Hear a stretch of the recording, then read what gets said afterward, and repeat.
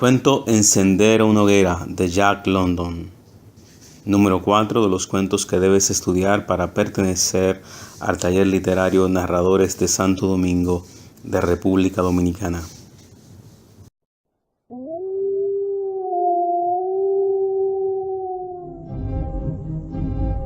Cuentos de terror y misterio. John Silence presenta.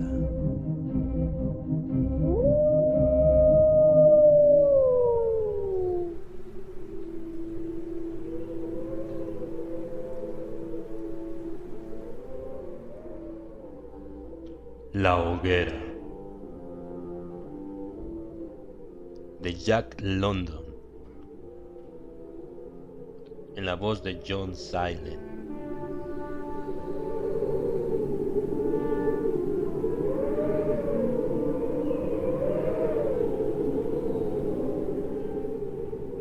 El día amaneció extraordinariamente gris y frío. El hombre abandonó el camino principal del Yukón y empezó a trepar por la empinada cuesta. En ella había un sendero apenas visible y muy poco frecuentado, que se dirigía al este a través de una espesura de abetos. La pendiente era muy viva.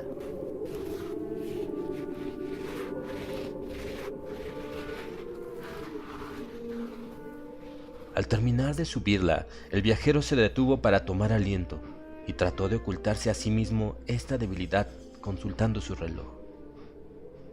Eran las 9.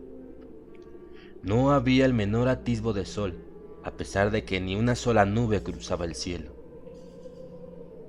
El día era diáfano, pero las cosas parecían cubiertas por un velo intangible, por un algo sutilmente lóbrego que lo entenebrecía todo y cuya causa era la falta del sol.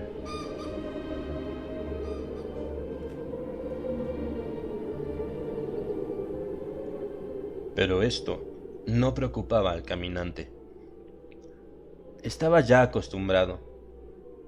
Llevaba varios días sin ver el globo radiante y sabía que habrían de transcurrir algunos más para que se asomase un poco por el sur, sobre la línea del horizonte, volviendo a desaparecer enseguida.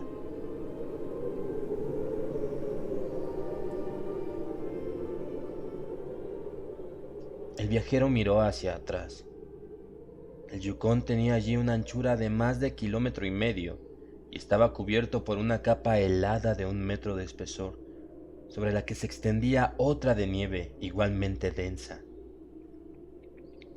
La superficie helada del río era de una blancura deslumbrante y se extendía en suaves ondulaciones formadas por las presiones contrarias de los hielos. De norte a sur, en toda la extensión que alcanzaba la vista, reinaba la ininterrumpida blancura. Solo una línea oscura, fina como un cabello, serpenteaba y se retorcía hacia el sur, bordeando una isla cubierta de abetos. Después cambiaba de rumbo y se dirigía al norte, siempre ondulando, para desaparecer al fin tras otra isla cubierta de abetos igualmente.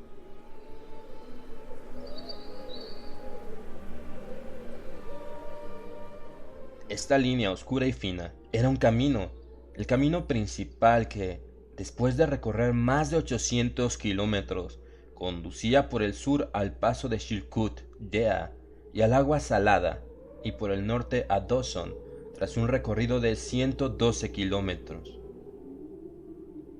Desde aquí, cubría un trayecto de 1,600 kilómetros para llegar a Nulato, y otro de casi 2,000 para terminar en Saint-Michel, a orillas del mar de Bering. Pero nada de esto, ni el misterioso camino, fino como un cabello que se perdía en la lejanía, ni la falta del sol en el cielo, ni el frío intensísimo, ni aquel mundo extraño y espectral, causaba la menor impresión a nuestro caminante, no porque estuviese acostumbrado a ello, ya que era un chechaco recién llegado al país, y aquel era el primer invierno que pasaba en él, sino porque era un hombre sin imaginación, despierto y de comprensión rápida para las cosas de la vida. Solo le interesaban estas cosas, pero no su significado. 50 grados bajo cero correspondían a más de 80 grados bajo el punto de congelación. Esto le impresionaba por el frío y la incomodidad que llevaba consigo, pero la cosa no pasaba de ahí.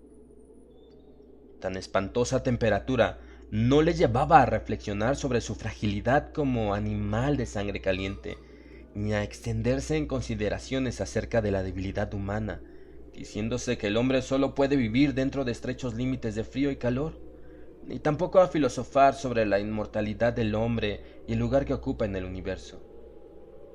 Para él, 50 grados bajo cero representaba un frío endemoniado contra el que había que luchar mediante el uso de manoplas, pasamontañas, mocasines forrados y gruesos calcetines.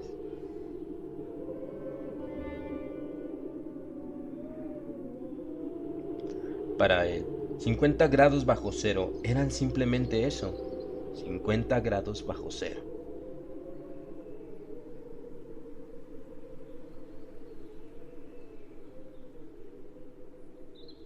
Que pudiera haber algo más en este hecho era cosa que nunca le había pasado, ni remotamente por la imaginación.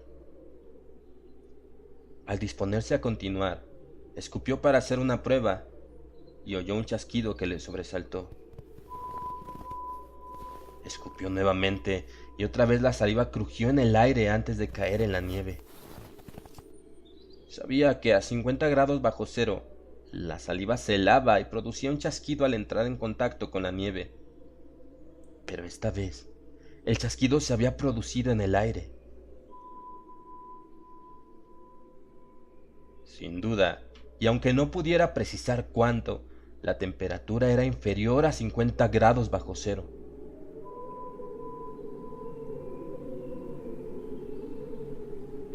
Pero esto no le importaba. Su objetivo era una antigua localidad minera situada junto al ramal izquierdo del torrente del Henderson, donde sus compañeros le esperaban. Ellos habían llegado por el otro lado de la línea divisoria que marcaba el límite de la comarca del Riachuelo Indio, y él había dado un rodeo con objeto de averiguar si en la estación primaveral sería posible encontrar buenos troncos en las islas del Yukón. Llegaría al campamento a las 6, un poco después del atardecer, ciertamente, pero sus compañeros ya estarían allí, con una buena hoguera encendida y una cena caliente preparada. Para almorzar ya tenía algo.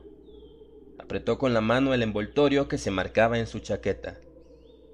Lo llevaba bajo la camisa. La envoltura era un pañuelo en contacto con su piel. Era la única manera de evitar que las galletas se congelasen. Sonrió satisfecho al pensar en aquellas galletas, empapadas en grasa de jamón y que partidas por la mitad, contenían gruesas tajadas de jamón frito. Penetró entre los gruesos troncos de abeto. El sendero apenas se distinguía.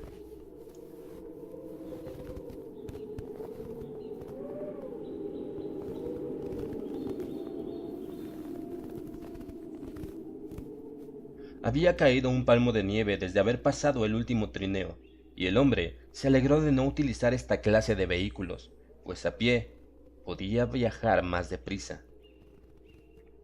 A decir verdad, no llevaba nada, excepto su comida envuelta en el pañuelo. De todos modos, aquel frío le molestaba. Hace frío de verdad, se dijo mientras frotaba su helada nariz y sus pómulos con su mano enguantada. La poblada barba que cubría su rostro no le protegía los salientes pómulos ni la nariz aquilina que avanzaba retadora en el aire helado. Pisándole los talones trotaba un perro, un corpulento perro esquimal, el auténtico perro lobo, de pelambre gris que aparentemente no se diferencia en nada de su salvaje hermano el lobo. El animal estaba abatido por aquel frío espantoso. Sabía que aquel tiempo no era bueno para viajar. Su instinto era más certero que el juicio del hombre. En realidad la temperatura no era únicamente algo inferior a 50 grados bajo cero, sino que se estaba acercando a los 60. El perro, naturalmente, ignoraba por completo lo que significaban los termómetros. Es muy posible que su cerebro no registrase la aguda percepción del frío intensísimo que captaba el cerebro del hombre.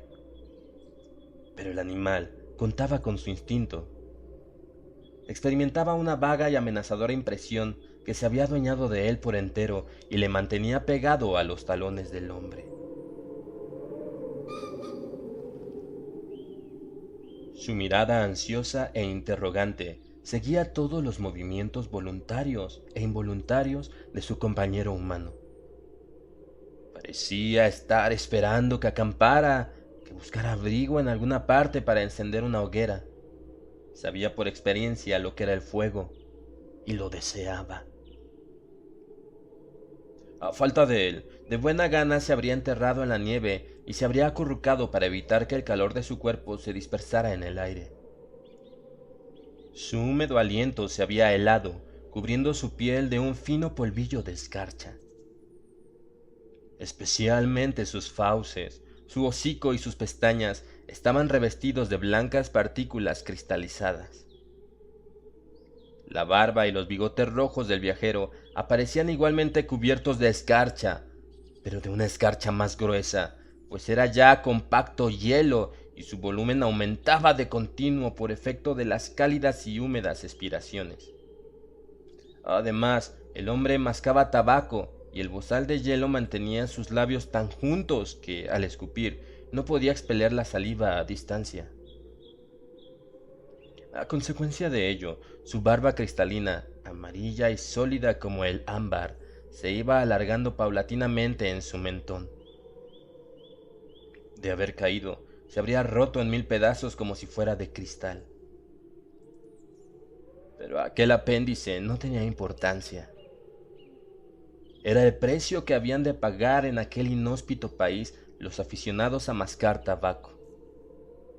Además, él ya había viajado en otras 2 ocasiones con un frío horroroso. No tanto como esta vez, desde luego, pero también extraordinario, pues por el termómetro de alcohol de 60 Mile supo que se habían registrado de 46 a 48 grados centígrados bajo cero.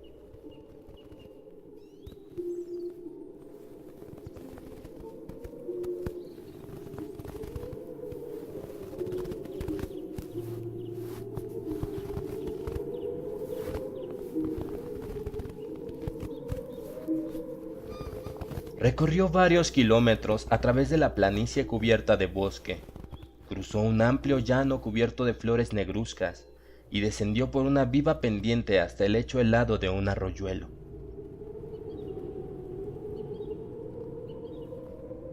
Estaba en el Henderson Creek y sabía que le faltaban 16 kilómetros para llegar a la confluencia. Consultó nuevamente su reloj. Eran las 10.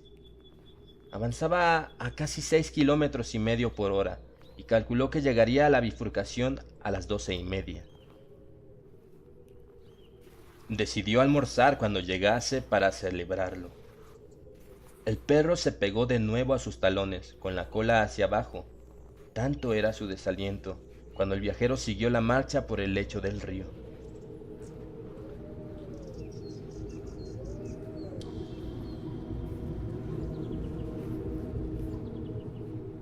Los surcos de la vieja pista de trineos se veían claramente, pero más de un palmo de nieve cubría las huellas de los últimos hombres que habían pasado por allí. Durante un mes, nadie había subido ni bajado por aquel arroyuelo silencioso. El hombre siguió avanzando resueltamente. Nunca sentía el deseo de pensar, y en aquel momento sus ideas eran sumamente vagas. Pensaba que almorzaría en la confluencia, que a las 6 ya estaría en el campamento con sus compañeros, y eso era lo único que le aparecía con claridad en su mente. No tenía nadie con quien conversar y, Aunque lo hubiese tenido, no habría podido pronunciar palabra, pues el bozal de hielo le sellaba la boca. Por lo tanto, siguió mascando tabaco monótonamente, mientras aumentaba la longitud de su barba ambarina. De vez en cuando, pasaba por su cerebro la idea de que hacía mucho frío y de que él jamás habría sufrido los efectos de una temperatura tan baja.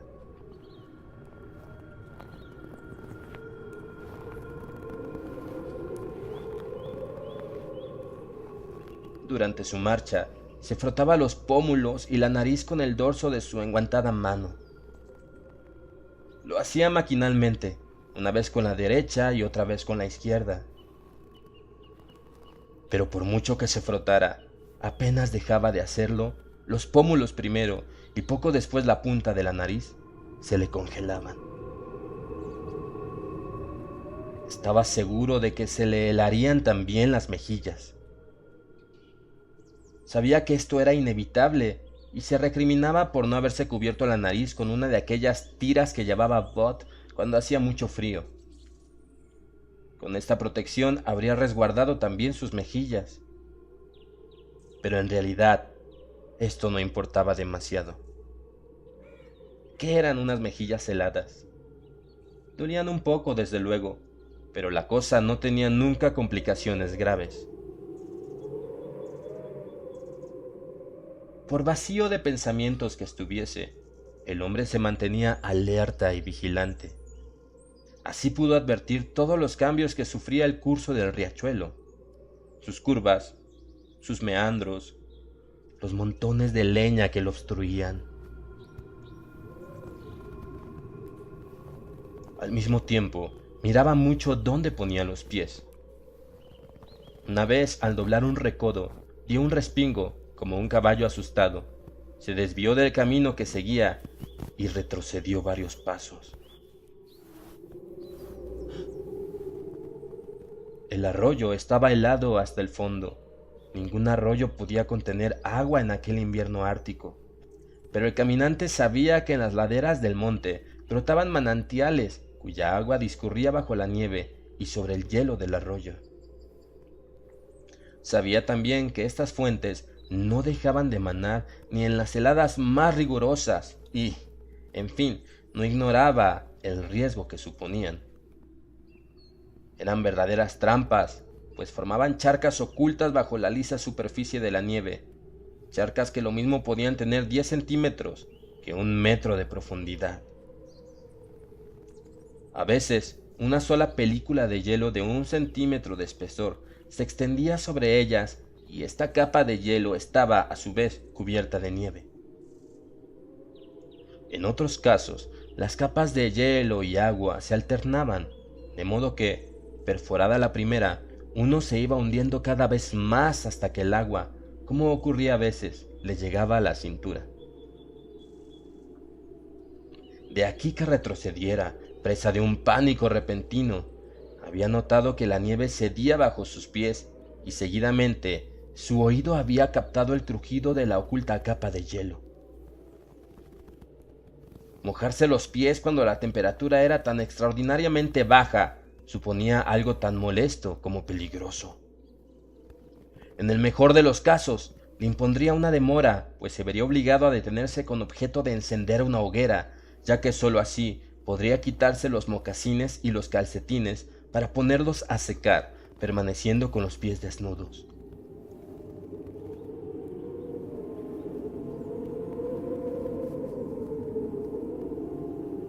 Se detuvo para observar el lecho del arroyo y sus orillas y llegó a la conclusión de que el agua venía por el lado derecho. Reflexionó un momento mientras se frotaba la nariz y las mejillas y seguidamente se desvió hacia la izquierda, pisando cuidadosamente, asegurándose de la firmeza del suelo a cada paso que daba.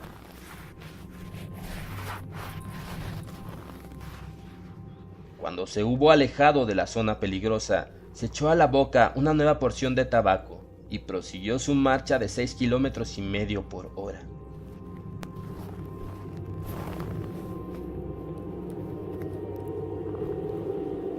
En las 2 horas siguientes de viaje, se encontró con varias de aquellas fosas invisibles. Por regla general, la nieve que cubría las charcas ocultas formaba una depresión y tenía un aspecto granuloso que anunciaba el peligro.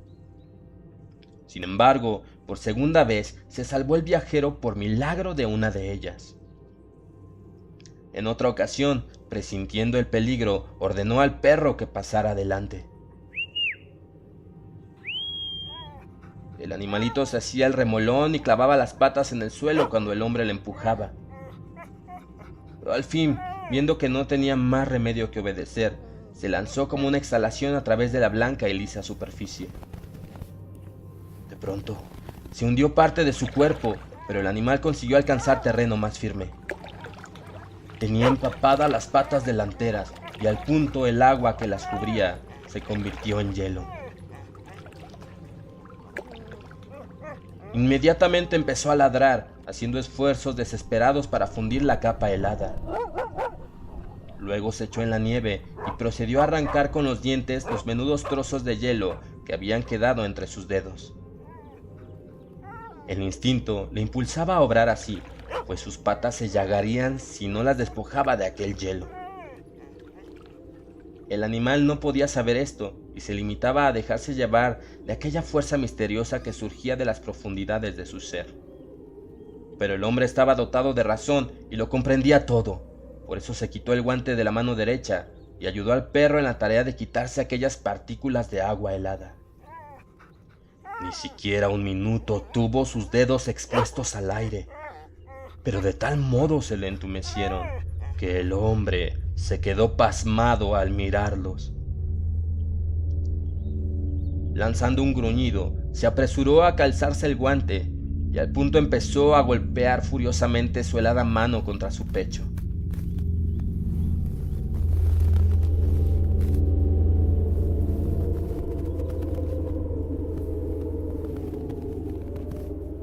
A las 12, el día alcanzaba allí su máxima luminosidad, a pesar de que el sol se hallaba demasiado hacia el sur en su viaje invernal, rumbo al horizonte que debía trasponer.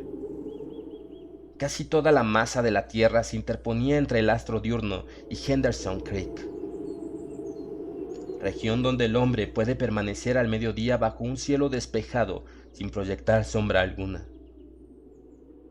A las 12:30 en punto, llegó el viajero a la confluencia.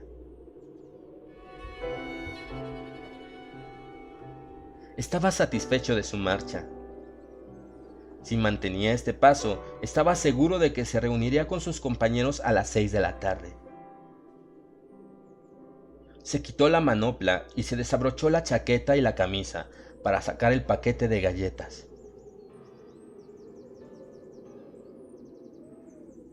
No tardó más de 15 segundos en realizar esta operación, pero este breve lapso fue suficiente para que sus dedos expuestos a la intemperie quedasen insensibles. En vez de ponerse la manopla, golpeó repetidamente la mano contra su pierna. Luego se sentó en un tronco cubierto de nieve para comer.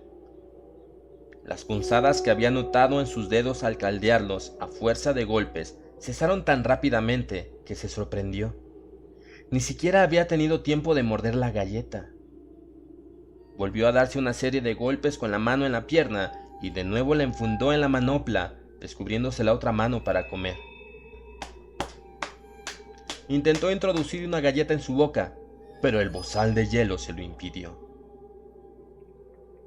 Se había olvidado de que tenía que encender una hoguera para fundir aquel hielo.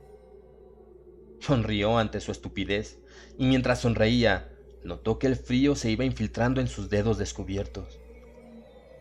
También advirtió que la picazón que había sentido en los dedos de los pies al sentarse iba desapareciendo, y se preguntó si esto significaría que entraban en calor o que se congelaban.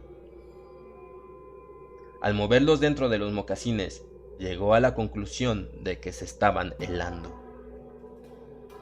Se puso la manopla a toda prisa y se levantó. Estaba un poco asustado. Empezó a ir y venir, pisando enérgicamente hasta que volvió a sentir picazón en los pies. La idea de que hacía un frío horroroso le obsesionaba. En verdad, aquel tipo que conoció en Sulphur Creek no había exagerado cuando le habló de la infernal temperatura de aquellas regiones. Y pensar que entonces él se había reído en sus barbas. Indudablemente, nunca puede uno sentirse seguro de nada. Y evidentemente, el frío era espantoso. Continuó sus paseos, pisando con fuerza y golpeándose los costados con los brazos. Al fin, se tranquilizó al notar que se apoderó de él un agradable calorcillo. Entonces sacó las cerillas y se dispuso a encender una hoguera. Se procuró leña buscando entre la maleza, allí donde las crecidas de la primavera anterior habían acumulado gran cantidad de ramas semipodridas.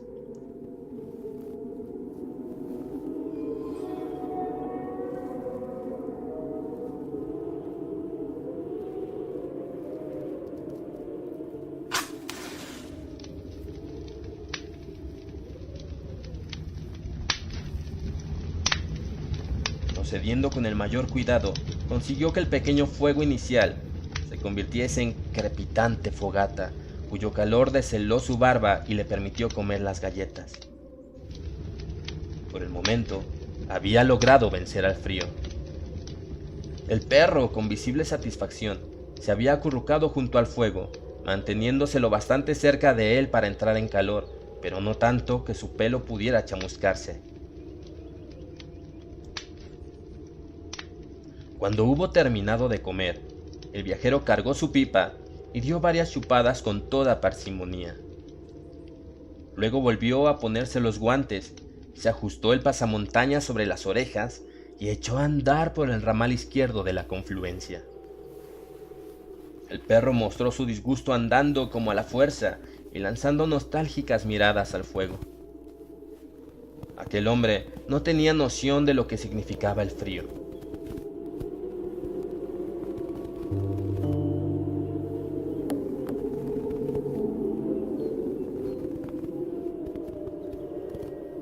Seguramente todos sus antepasados, generación tras generación, habían ignorado lo que era el frío de verdad, el frío de 60 grados bajo cero. Pero el perro sí que sabía lo que era. Todos sus antepasados lo habían sabido y él había heredado aquel conocimiento. También sabía que no era conveniente permanecer a la intemperie haciendo un frío tan espantoso. Lo prudente en aquel momento era abrir un agujero en la nieve, ovillarse en su interior y esperar que un telón de nubes cortara el paso a la ola de frío. Por otra parte, no existía verdadera intimidad entre el hombre y el perro. Este era el sufrido esclavo de aquel, y las únicas caricias que de él había recibido en su vida eran las que se podían prodigar con el látigo, que restallaba acompañado de palabras duras y gruñidos amenazadores. Por lo tanto, el perro no hizo el menor intento de comunicar su aprehensión al hombre. No le preocupaba el bienestar de su compañero de viaje. Si miraba con nostalgia al fuego, lo hacía pensando únicamente en sí mismo. Pero el hombre le silbó y le habló con un sonido que parecía el restallar de un látigo, y él se pegó a sus talones y continuó la marcha. El hombre empezó de nuevo a masticar tabaco y otra vez se le formó una barba de ámbar. Entretanto, su aliento húmedo volvía a cubrir rápidamente sus bigotes, sus cejas, sus pestañas de un blanco polvillo. En la bifurcación izquierda del Henderson no parecía haber tantos manantiales, pues el hombre ya llevaba media hora sin descubrir el menor rastro de ellos. Y entonces sucedió lo inesperado.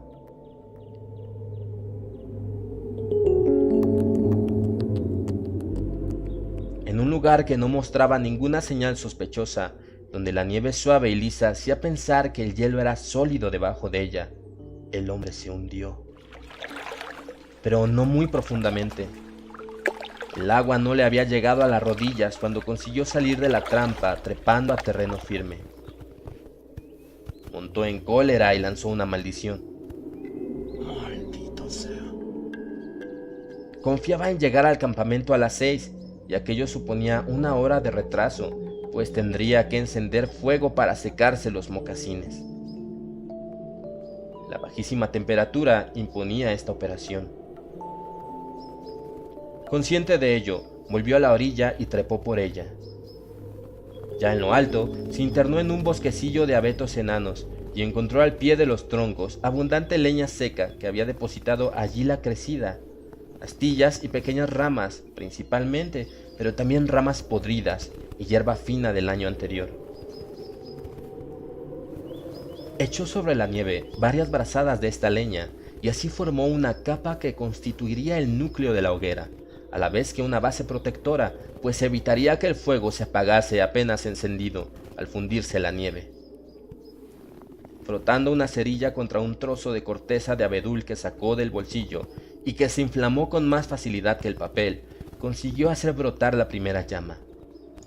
Acto seguido, colocó la corteza encendida sobre el lecho de hierba y ramaje y alimentó la incipiente hoguera con manojos de hierba seca y minúsculas ramitas.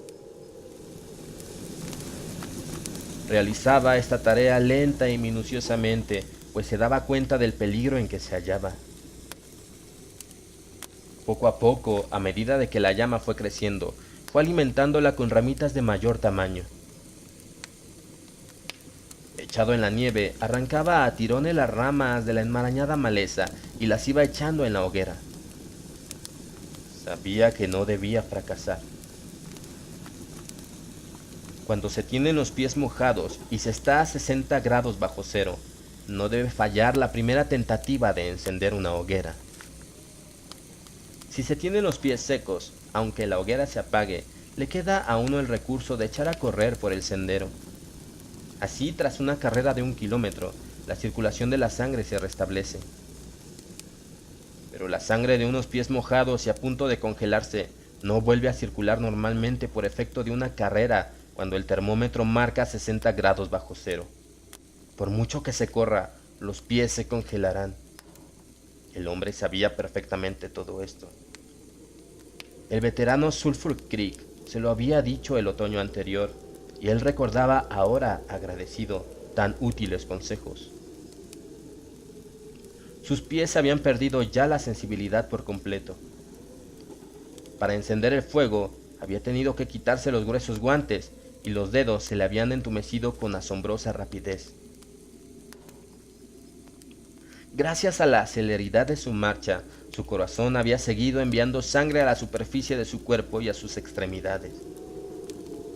Pero apenas se detuvo, la bomba sanguínea aminoró el ritmo. El frío del espacio caía sin clemencia sobre la corteza terrestre y el viajero recibía de pleno el impacto de aquella región desprotegida.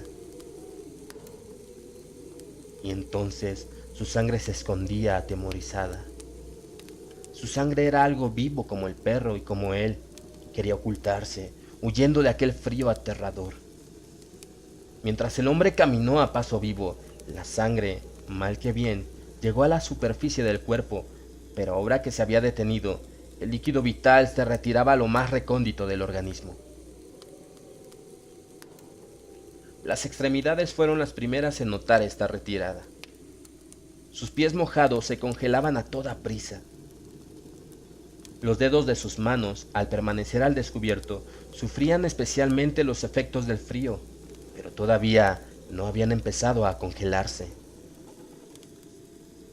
Su nariz y sus mejillas comenzaban a helarse, y lo mismo ocurría a toda su epidermis al perder el calor de la corriente sanguínea.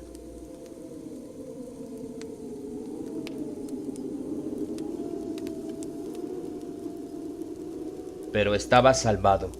La congelación solo apuntaría en los dedos de los pies, su nariz y sus mejillas, porque el fuego empezaba a arder con fuerza. Lo alimentaba con ramas de 1 dedo de grueso. Transcurrido 1 minuto, podría echar ramas como su muñeca. Entonces podría quitarse los empalados mocasines y mientras los secaba, tener calientes los pies desnudos, manteniéndolos junto al fuego, después de haberse frotado con nieve como es natural. Había conseguido encender el fuego. Estaba salvado. Se acordó otra vez de los consejos del veterano de Sulphur Creek y sonrió. Este hombre le había advertido que no debía viajar solo por el Klondike, cuando el termómetro estuviese a menos de 50 grados bajo cero. Era una ley.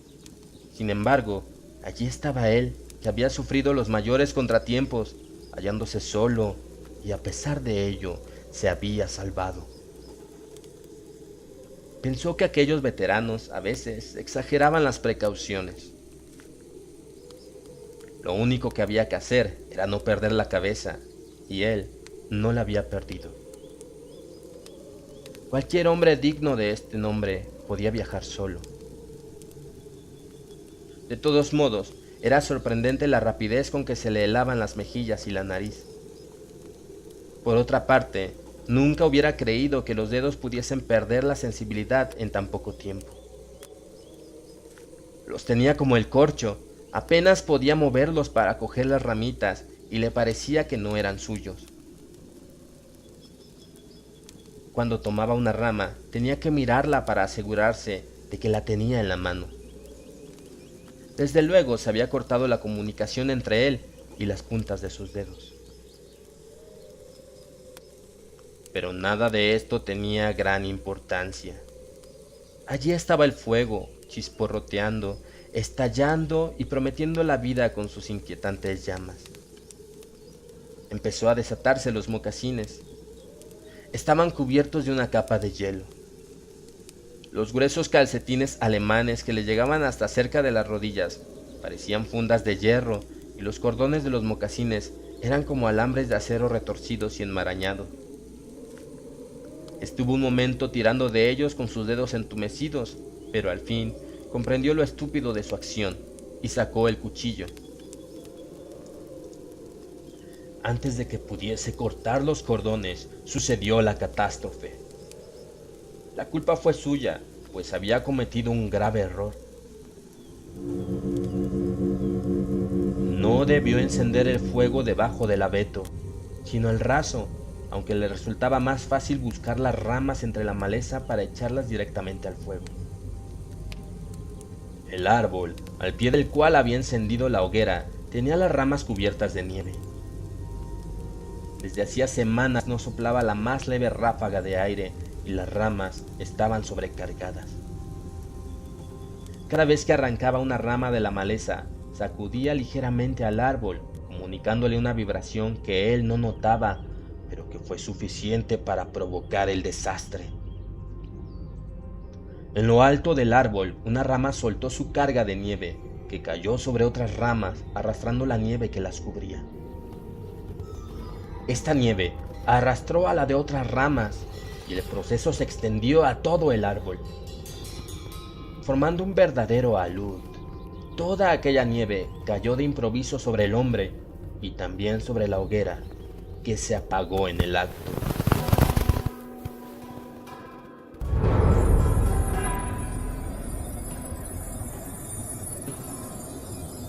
Donde hacía un momento ardía alegremente una fogata, solo se veía ahora una capa de nieve floja y recién caída. El viajero quedó anonadado. Tuvo la impresión de que acababa de oír pronunciar su sentencia de muerte. Permaneció un momento atónito, sentado en el suelo, mirando el lugar donde había estado la hoguera. Acto seguido, una profunda calma se apoderó de él. Sin duda, el veterano de Sulphur Creek había tenido razón.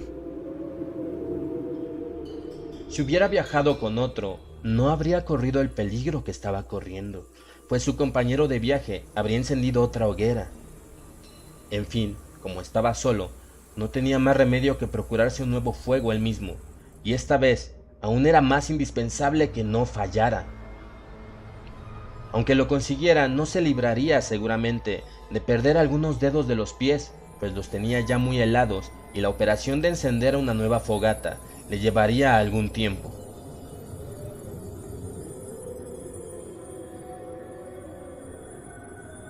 Estos eran sus pensamientos, pero no se había sentado para reflexionar, sino que mientras tales ideas cruzaban su mente, se mantenía activo, trabajando sin interrupción. Dispuso un nuevo lecho para otra hoguera, esta vez en un lugar despejado, lejos de los árboles que la pudieran apagar traidoramente. Después, reunió cierta cantidad de ramitas y hierbas secas.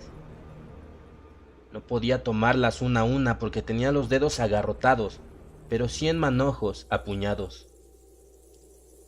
De este modo, pudo formar un montón de ramas podridas mezcladas con musgo verde.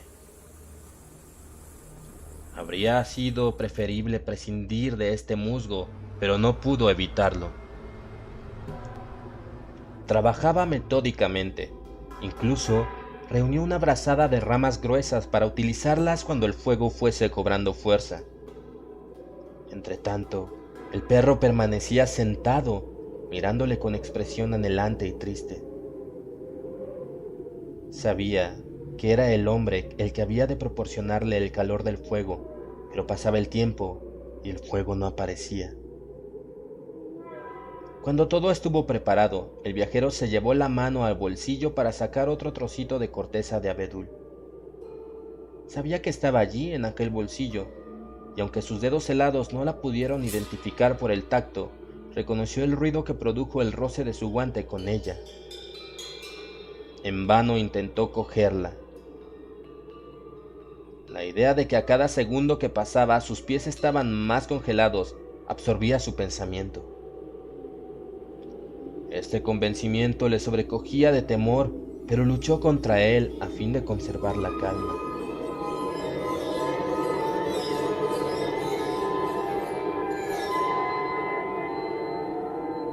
Se quitó los guantes con los dientes y se golpeó fuertemente los costados con los brazos.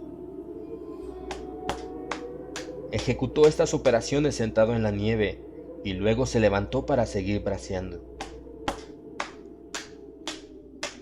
El perro, en cambio, continuó sentado, con las patas delanteras envueltas y protegidas por su tupida cola de lobo, las puntiagudas orejas vueltas hacia adelante para captar el menor ruido y la mirada fija en el hombre. Mientras movía los brazos y se golpeaba los costados con ellos, experimentó una repentina envidia al mirar a aquel ser al que la misma naturaleza proporcionaba un abrigo protector. Al cabo de un rato de dar fuertes y continuos golpes con sus dedos, sintió en ellos las primeras y leves señales de vida. La ligera picazón fue convirtiéndose en una serie de agudas punzadas, insoportablemente dolorosas, pero que él experimentó con verdadera satisfacción. Con la mano derecha desenguantada, pudo tomar la corteza de abedul. Sus dedos faltos de protección volvían a helarse a toda prisa. Luego sacó un haz de fósforos, pero el tremendo frío ya había vuelto a dejar sin vida sus dedos y al intentar separar unas cerillas de las otras, le cayeron todas en la nieve. Trató de recogerlas, pero no lo consiguió. Sus entumecidos dedos no tenían tacto ni podían tomar nada. Entonces concentró su atención en los cerillos, procurando no pensar en sus pies, su nariz y sus mejillas que se le iban helando. Al faltar del tacto, recurrió a la vista, y cuando comprobó que sus dedos estaban a ambos lados del haz de fósforos, intentó cerrarlos, pero no lo consiguió. Los agarrotados dedos no le obedecían. Se puso el guante de la mano derecha y la golpeó enérgicamente contra la rodilla. Luego, unió las dos enguantadas manos de modo que formó con ellas un cuenco y así pudo recoger las cerillas, a la vez que una buena cantidad de nieve. Lo depositó todo en su regazo, pero con ello no logró que las cosas mejorasen.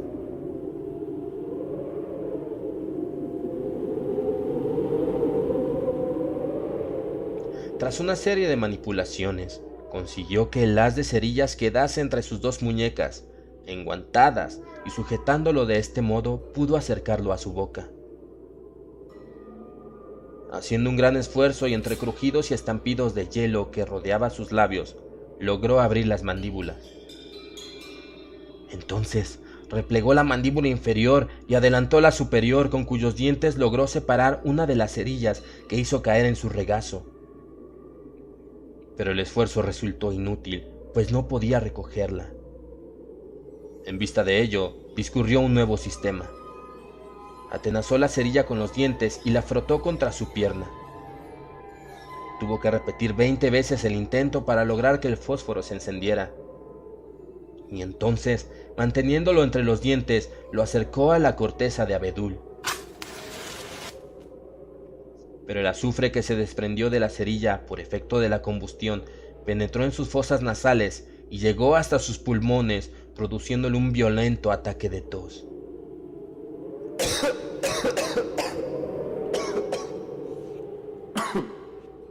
La cerilla cayó en la nieve y se apagó.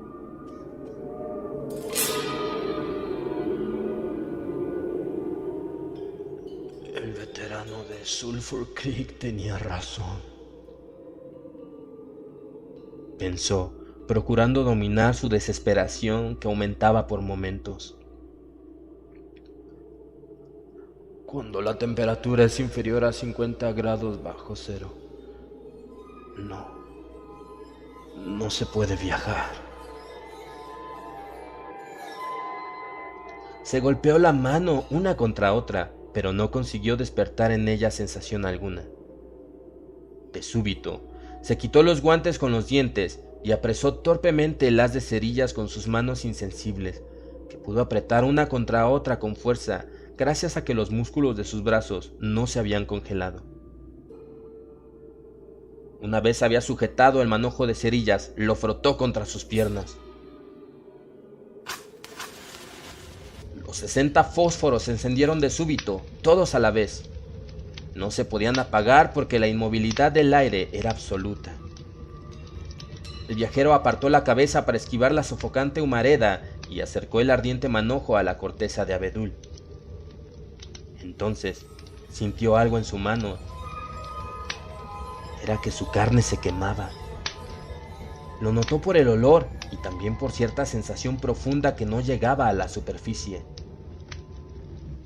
Esta sensación se convirtió en un dolor que se fue agudizando, pero él lo resistió y apretó torpemente el llameante haz de cerillas contra la corteza de abedul, que no se encendía con la rapidez acostumbrada, porque las manos quemadas del hombre absorbían casi todo el calor. Al fin, no pudo resistir el dolor y separó las manos. Entonces los fósforos encendidos cayeron sobre la nieve, donde se fueron apagando entre los débiles silbidos. Afortunadamente, la llama había prendido ya en la corteza de abedul.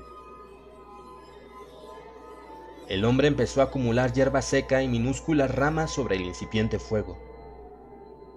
Pero no podía hacer una selección escrupulosa de la leña porque, para cogerla, tenía que unir a modo de tenaza los bordes de sus dos manos. Con los dientes y como podía, separaba los menudos trozos de madera podrida y de musgo verde adheridos a las ramas. Sopló para mantener encendida la pequeña hoguera. Sus movimientos eran torpes, pero aquel fuego significaba la vida y no debía apagarse. La sangre había abandonado la parte exterior de su organismo y el hombre empezó a temblar y a proceder con mayor torpeza todavía. En esto, un puñado de musgo verde cayó sobre la diminuta hoguera. Al tratar de apartarlo, lo hizo tan torpemente a causa de su vivo temblor, que dispersó las ramitas y las hierbas encendidas. Intentó reunirlas nuevamente, pero por mucho cuidado que trató de poner en ello, solo consiguió dispersarlas más debido a aquel temblor que iba en aumento. De cada una de aquellas ramitas llameantes brotó una débil columnita de humo y al fin las llamas desaparecieron. El intento de encender la hoguera había fracasado. Miró con gesto apático a su alrededor y su vista se detuvo en el perro. El animal estaba al otro lado de la apagada hoguera. Sentado en la nieve, no cesaba de moverse, dando muestras de inquietud, agachándose y levantándose, adelantando ahora una pata y luego otra, sobre las que descargaba alternativamente todo el peso de su cuerpo y lanzando gemidos de ansiedad. Al verle, brotó una siniestra idea en el cerebro del hombre. Recordó la historia de un viajero que, sorprendido por una tempestad de nieve, mató a un buey para guarecerse en su cuerpo, cosa que hizo logrando salvarse. Se dijo que podía matar al perro para introducir sus manos en el cuerpo cálido del animal y así devolverles la vida. Y entonces podría encender otra hoguera. Lo llamó, pero en su voz había un matiz tan extraño, tan nuevo para el perro, que el pobre animal se asustó. Ven aquí. Allí había algo raro, un peligro que la bestia, con su penetrante instinto, percibió. No sabía qué peligro era, pero algo ocurrió en algún punto de su cerebro que despertó en él una instintiva desconfianza hacia su dueño. Al oír su voz, bajó las orejas y sus gestos de inquietud se acentuaron mientras seguía levantando y bajando sus patas delanteras.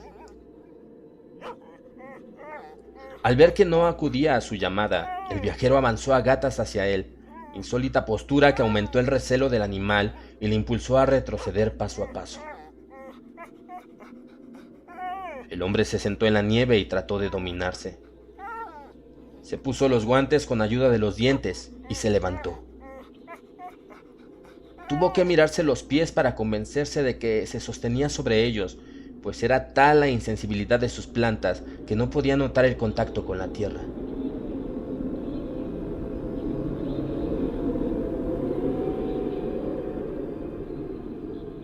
Al verle de pie, las telarañas de la sospecha que se habían tejido en el cerebro del can empezaron a disiparse, y cuando el hombre le llamó enérgicamente con voz que restalló como un látigo, él obedeció como de costumbre y se acercó a su amo. Al tenerlo a su alcance, el hombre perdió la cabeza. Tendió súbitamente los brazos hacia el perro y experimentó una profunda sorpresa al descubrir que no podía sujetarlo con las manos, que sus dedos insensibles no se cerraban. Se había olvidado de que tenía las manos congeladas y se le iban helando cada vez más.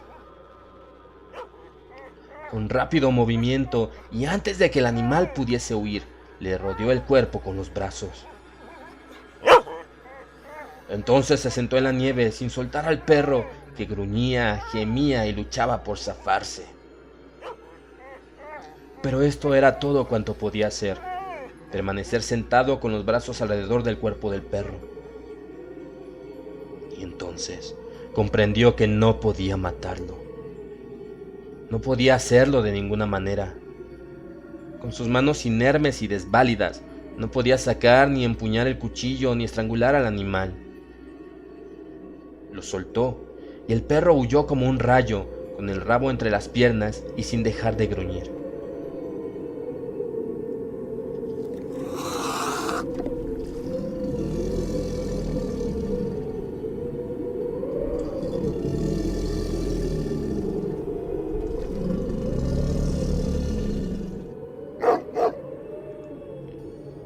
Cuando se hubo alejado unos 12 metros, se detuvo, se volvió y miró a su amo con curiosidad, tendiendo hacia él las orejas. El hombre buscó con la mirada sus manos y las halló. Pendían inertes en los extremos de sus brazos. Era curioso que tuviese que utilizar la vista para saber dónde estaban sus manos. Empezó a mover los brazos de nuevo, enérgicamente, y dándose golpes en los costados con las manos enguantadas.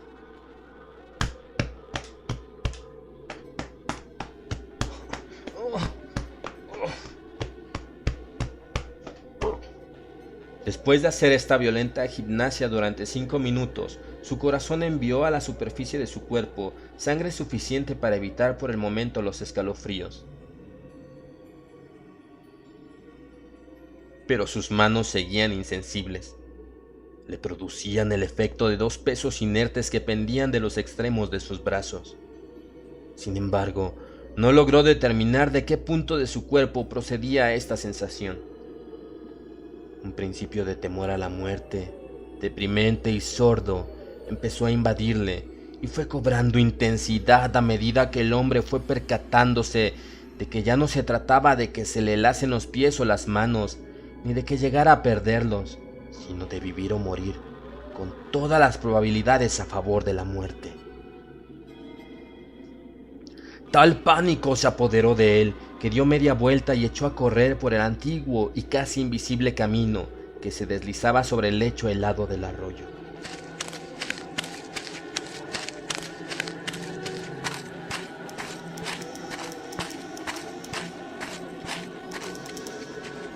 El perro se lanzó en pos de él, manteniéndose a una prudente distancia.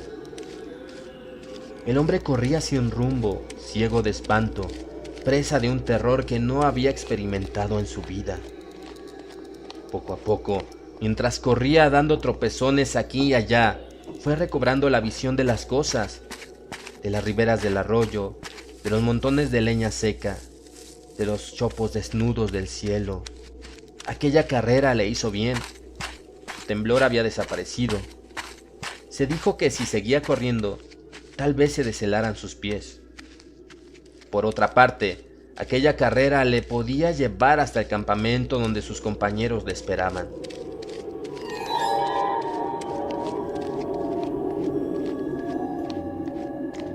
Tal vez perdiera algunos dedos de las manos y de los pies y parte de la cara, pero sus amigos le cuidarían y salvarían el resto de su cuerpo. Sin embargo, a este pensamiento se oponía otro que iba esbozándose en su mente, el de que el campamento estaba demasiado lejos para que él pudiera llegar, pues la congelación de su cuerpo había llegado a un punto tan avanzado que pronto se adueñaría de él la rigidez de la muerte. Arrinconó ese pensamiento en el fondo de su mente, negándose a admitirlo, y aunque a veces la idea se desmandaba y salía de su escondite, exigiéndose le prestara atención, él la rechazaba, esforzándose en pensar en otra cosa. Se asombró al advertir que podía correr con los pies tan helados que no los sentía cuando los depositaba en el suelo, descargando sobre ellos todo el peso de su persona. Le parecía que se deslizaba sin establecer el menor contacto con la tierra. Recordaba haber visto una vez un alado Mercurio y se preguntó si este dios mitológico experimentaría la misma sensación cuando volaba a ras de la tierra. Había un serio obstáculo para que pudiera llevar a cabo su plan de seguir corriendo hasta llegar al campamento en que sus compañeros le esperaban, y era que no tendría la necesaria resistencia. Dio varios traspiés y al fin, después de tambalearse, cayó.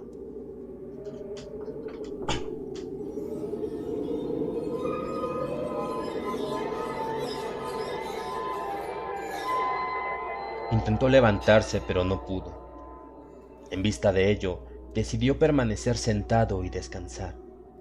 Luego continuaría la marcha, pero no ya corriendo, sino andando. Cuando estuvo sentado, notó que no sentía frío ni malestar. Ya no temblaba, e incluso le pareció que un agradable calorcillo se expandía por todo su cuerpo. Sin embargo, al tocarse las mejillas y la nariz, no sintió absolutamente nada. Se le habían helado, y por mucho que corriese, no las volvería a la vida.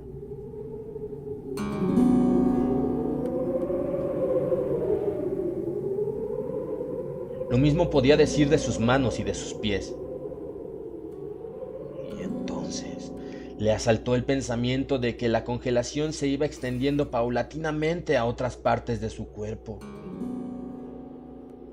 Trató de imponerse a esta idea, de rechazarla, pensando en otra cosa, pues se daba cuenta de que tal pensamiento le producía verdadero pánico, y el mismo pánico le daba miedo. Pero la aterradora idea triunfó y permaneció. Al fin, ante él se alzó la visión de su cuerpo enteramente helado.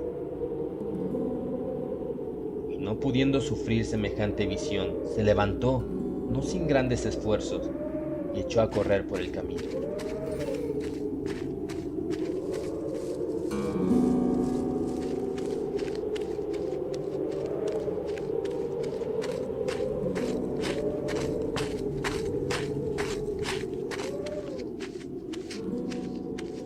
poco a poco fue reduciendo la velocidad de su insensata huida hasta marchar al paso, pero como volviera a pensar que la congelación iba extendiéndose, emprendió de nuevo una loca carrera.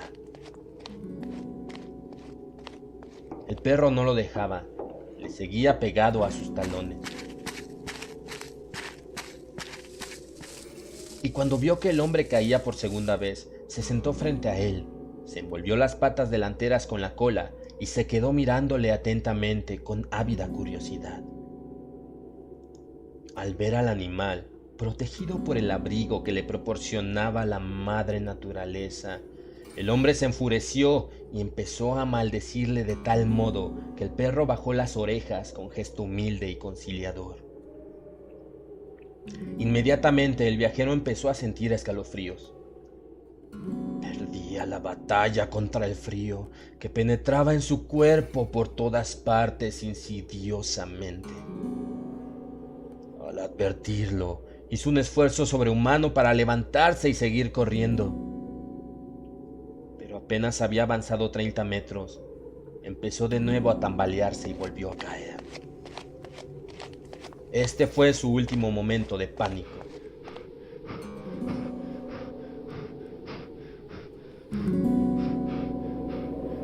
Cuando recobró el aliento y el dominio de sí mismo, se sentó en la nieve y se encaró por primera vez con la idea de recibir la muerte con dignidad. Pero él no se planteó la cuestión en estos términos, sino que se limitó a pensar que había hecho el ridículo al correr de un lado a otro alocadamente, como este fue el símil que se le ocurrió, una gallina decapitada. Ya que nada podía impedir que muriese congelado, era preferible morir de un modo decente. Al sentir esta nueva serenidad, experimentó también la primera sensación de somnolencia.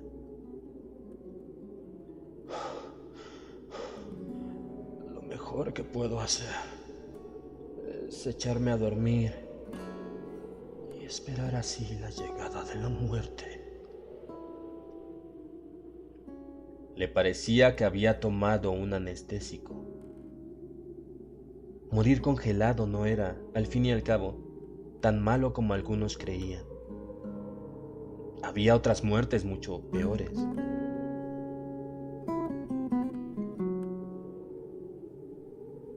Se imaginó a sus compañeros en el momento de encontrar su cadáver al día siguiente. De súbito, le pareció que estaba con ellos, que iba con ellos por el camino, buscándole. El grupo dobló un recodo y entonces el hombre se vio a sí mismo tendido en la nieve con la rigidez de la muerte. Estaba con sus compañeros, contemplando su propio cadáver. Por lo tanto, su cuerpo ya no le pertenecía. Aún pasó por su pensamiento la idea del tremendo frío que hacía. Cuando volviese a los Estados Unidos, podría decir lo que era frío. Después, se acordó del veterano de Sulphur Creek y lo vio con toda claridad, bien abrigado y con su pipa entre los dientes.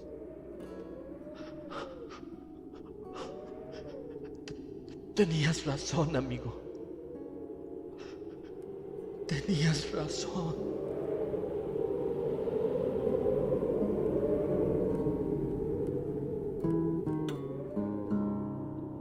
Murmuró como si realmente lo tuviese delante.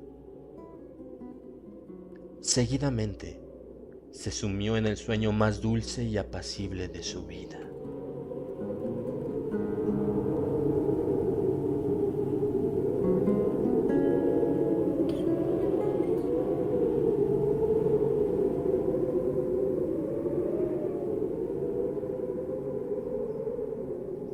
El perro se sentó frente a él y esperó. El breve día iba ya hacia su ocaso en un lento y largo crepúsculo.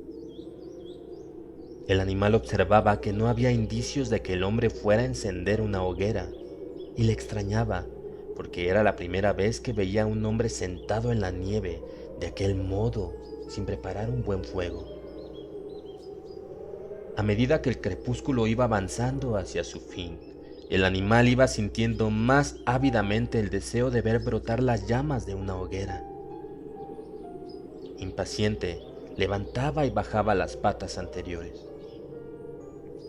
Luego lanzó un suave gemido y bajó las orejas en espera de que el hombre le riñese. Pero el hombre guardó silencio. Entonces el perro gimió con más fuerza y arrastrándose se acercó a su dueño.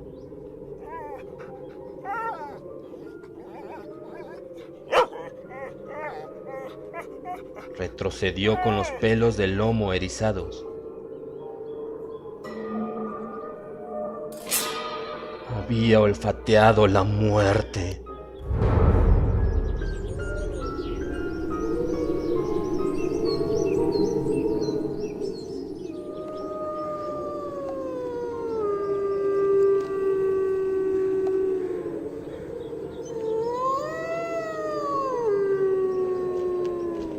Aún estuvo allí unos momentos, aullando bajo las estrellas que parpadeaban y danzaban en el helado firmamento. Luego dio media vuelta y se alejó al trote por la pista, camino del campamento que ya conocía y donde estaba seguro de encontrar otros hombres que tendrían un buen fuego y le darían de comer.